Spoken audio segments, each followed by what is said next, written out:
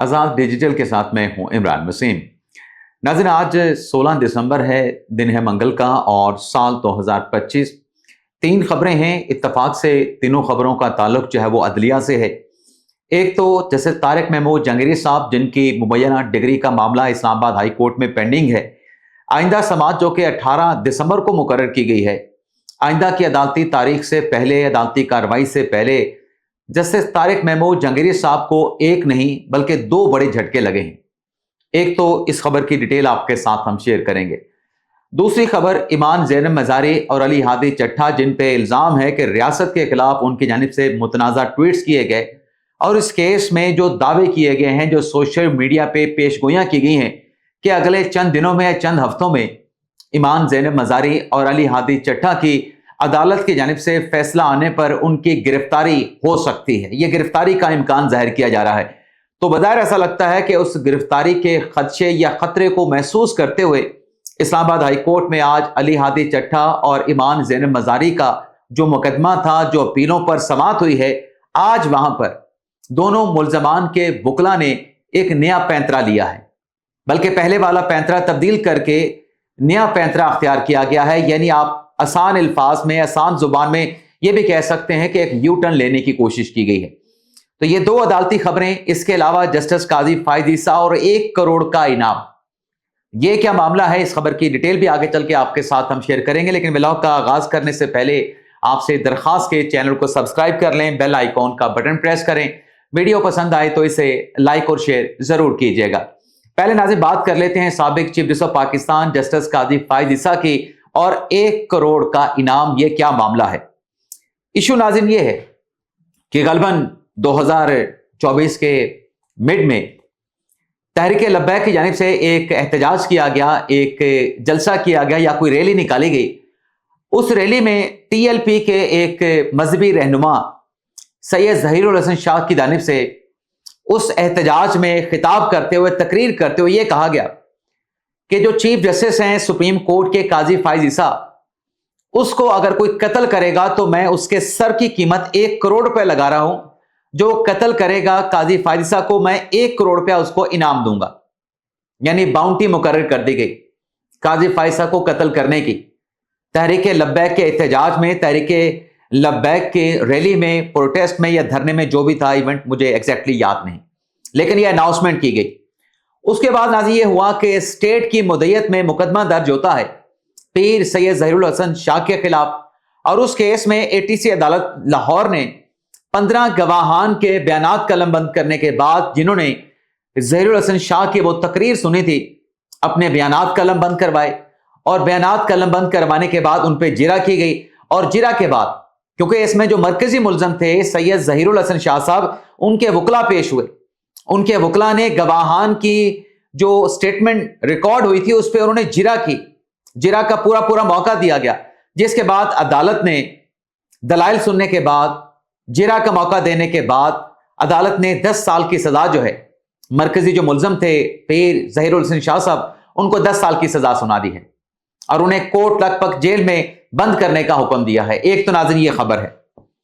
इसके साथ साथ नाज़रीन अगर हम बात करें ईमान मज़ारी और अली हादी चट्ठा की, जैसे कि सुप्रीम कोर्ट ने हुक्म दिया था कि ईमान मज़ारी और अली हादी चट्ठा की लीगल टीम का यह कहना था कि हमारी अदम मौजूदगी में जो ट्रायल कोर्ट है, जज अफजल मंजूका साहब हैं, उन्होंने हमारे खिलाफ जो रियासत के, स्टेट के जो गवाहान हैं, उनके बयानात कलमबंद कर लिए।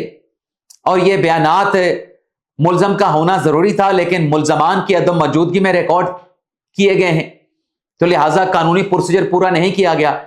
तो इस पर सुप्रीम कोर्ट ने यह मामला, चूंकि इस्लामाबाद हाई कोर्ट में पेंडिंग पड़ा था, सुप्रीम कोर्ट ने दोनों की अपीलों पे, हादी और ईमान की अपीलों पे हाई कोर्ट को हुक्म दिया था कि आप पहले फैसला करें दोनों मुल्जमान की अपीलों पे, और जब लाहौर अपना इस्लामाबाद हाई कोर्ट फैसला कर लेगी उसके बाद फिर ट्रायल कोर्ट अपनी कार्रवाई आगे बढ़ाएगी। अदरवाइज जब तक इस्लामाबाद हाई कोर्ट का फैसला नहीं होगा अपीलों पर, तब तक ट्रायल कोर्ट की कार्रवाई आगे नहीं बढ़ सकती।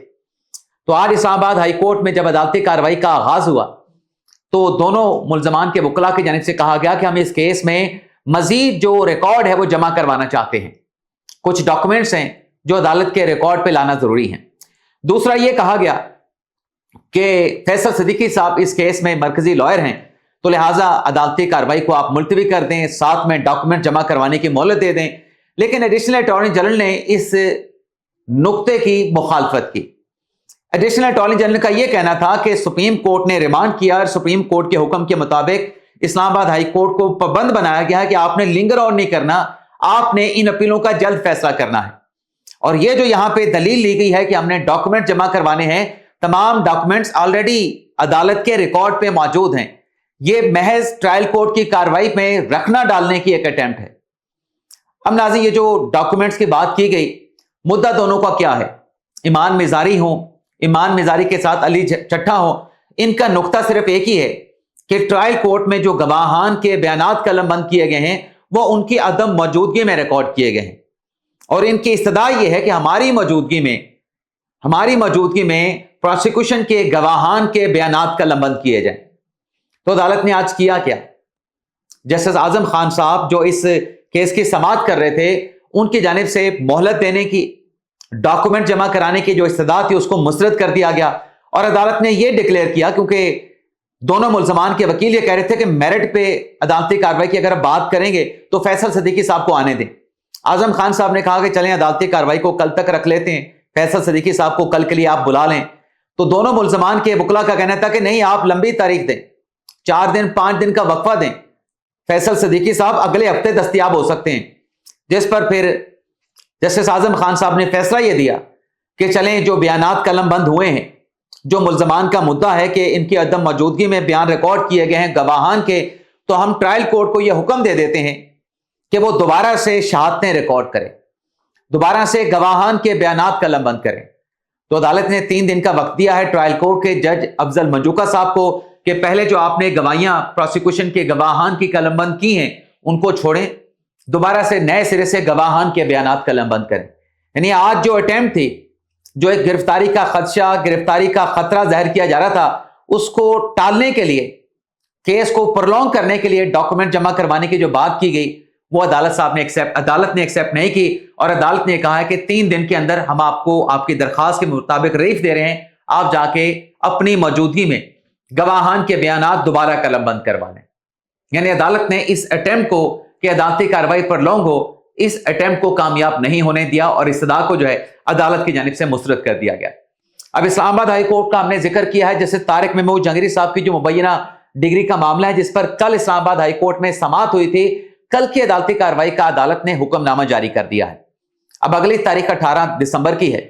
ایک تو جو جہانگیری صاحب کی جانب سے کہا گیا کہ مجھے ریکارڈ مہیا نہیں کیا گیا، عدالت نے تمام ریکارڈ ایچ ای سی کو اور ایچ ای سی کے ساتھ رجسٹرار اسلام آباد ہائی کورٹ کو تمام جو مقدمے کا ریکارڈ ہے وہ جیسے جہانگیری صاحب کو مہیا کرنے کا حکم دے دیا ہے۔ لیکن جو بینچ پہ اعتراض تھا جہانگیری صاحب کا کہ ڈویژن بینچ آپ نے کیوں بنایا، آپ کو سنگل بینچ بنانا چاہیے تھا، اس اعتراض کو بھی تحریری حکم نامے میں مسترد کر دیا گیا ہے۔ اور اس اعتراض کو مسترد کرنے کی وجہ عدالت نے یہ بیان کی ہے کہ معاملہ حساس ہے، جج صاحب کی ڈگری کو، جج صاحب کی کوالیفیکیشن کو چیلنج کیا گیا ہے، تو معاملے کی حساسیت کو دیکھتے ہوئے ڈویژن بینچ بنایا گیا ہے، اس لیے سنگل بینچ نہیں بنایا گیا، بڑا بینچ بنایا گیا ہے، 2 ججز کا بینچ بنایا گیا ہے۔ اور تیسرا جو اعتراض جہانگیری صاحب نے لیا کہ سرفراز ڈوگر صاحب کے خلاف ہم نے سپریم کورٹ میں قانونی چارہ جوئی کی تو لہٰذا وہ ہمارے خلاف متعصب ہو سکتے ہیں، وہ اعتراض بھی کہ سرفراز ڈوگر صاحب یہ مقدمہ نہ سنے اور یہ مقدمہ کسی اور بینچ کو بھجوا دیا جائے، یہ اعتراض بھی سرفراز ڈوگر صاحب اور جسٹس اعظم خان صاحب پر مشتمل 2 رکنی بینچ نے مسترد کر دیا ہے۔